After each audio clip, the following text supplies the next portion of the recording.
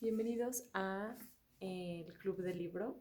Este mes, bueno, el mes pasado leí este libro. En español se llama Volverás a Alaska, título que no le hace justicia al título en inglés. Es de Christina Hanna y tal vez la conocen porque tiene un libro súper famoso que no he leído, pero lo tengo en Audible para escuchar, que se llama El Ruiseñor.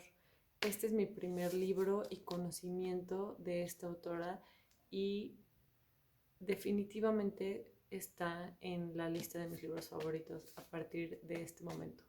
Les voy a platicar un poco de qué se trata y les voy a contar los pros y contras que yo encontré en el libro. Primero que nada es la historia de contado por o contado en una perspectiva de una niña de 13 años, una preadolescente de 13 años que se llama Lenny, que vive en una familia disfuncional. Su papá es veterano de la guerra de Vietnam, esto es en los 70s, y tiene un matrimonio disfuncional con su mamá donde hay abuso y donde hay violencia. El papá le hereda un amigo de la guerra una tierra en Alaska y el papá cree que la solución de todos los problemas es irse lo más lejos posible del mundo sin saber que Alaska es un reto en sí mismo y sobre todo un reto para las personas que no están listas para ir hacia adentro y luchar también al mismo tiempo con las condiciones externas. Muy buen libro, muy buena trama. Todos los personajes son partes importantes de la historia, tienen personalidades muy sólidas, hay mucha comunidad alrededor de esto, como tienes a todos los estereotipos que necesitas en una historia y eso jala mucho en el transcurso del libro.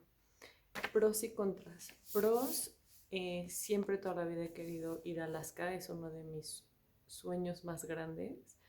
Entonces, leer un libro que te acerque tanto, la autora vivió en Alaska, tiene familia que se ha dedicado a vivir en Alaska, conoce muy bien el tema, además de que lo investigó 6 meses, y la forma en que te pintan el verdadero Alaska, no el Alaska al que van los turistas, sino el Alaska en el que toda tu vida es prepararte para el invierno. Todo el año gira alrededor de qué tan listo estás para sobrevivir el invierno.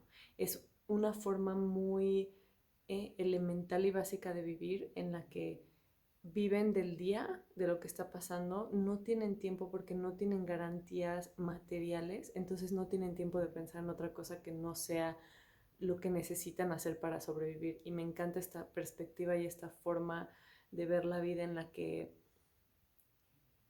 no... Aquí tenemos, o sea, todos los que vivimos en una ciudad o en un lugar relativamente poblado, tenemos la seguridad de que hay una tienda cerca para comprar comida. En el invierno estoy protegido en mi casa, nunca va a ser un invierno tan intenso como de días enteros completamente de noche. Entonces, si quitáramos todos esos elementos, sería como ir un paso hacia atrás en la evolución y volver a ser instintivos y volver a actuar a partir de cómo reaccionamos ante la naturaleza, no cómo la naturaleza reacciona ante nosotros. Entonces, ver esa perspectiva y ver que hay otro lado completamente diferente, me pareció súper interesante. Es contado con mucho detalle lo increíble y lo alucinante que es estar en un lugar así, tan en contacto con la naturaleza. Otra cosa que me gusta mucho es la historia como tal, tiene un poco de todo, es un cuento bastante grande. Me tardé un mes exacto en leerlo desde el momento en el que lo abrí por primera vez y me gusta mucho cómo se va desenvolviendo la historia, se toma su tiempo para explicar dinámicas, emociones, el transcurso de la vida en un lugar nuevo, entonces eso me pareció súper padre.